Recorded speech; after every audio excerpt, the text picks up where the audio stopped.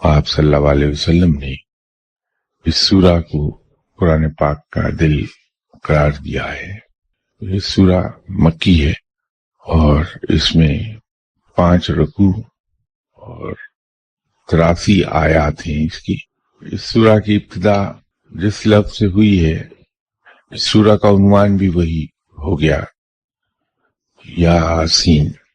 اس کے بارے میں علماء میں اختلاف پایا جاتا ہے کہ یہ لفظ ہے کیا، لیکن جو لوگ حروف مقطعات کا علم رکھتے ہیں اس کی انہیں سمجھ ہے، اللہ نے ان پر رحمت کی ہے اور وہ علم عطا کیا ہے۔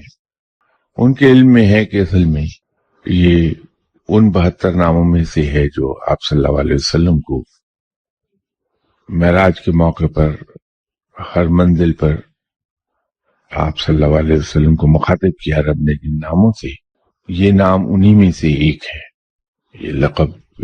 اور در حقیقت یہ مخفف ہے، یا سید البشر، آپ صلی اللہ علیہ وسلم کا ایک لقب ہے۔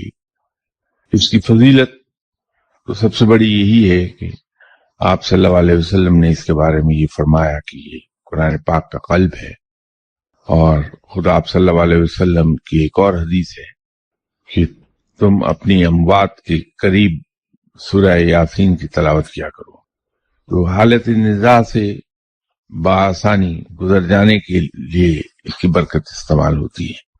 اس کی برکت سے جان کنی کی جو تکلیف ہے اس سے بڑی جلدی رہائی پا جاتا ہے۔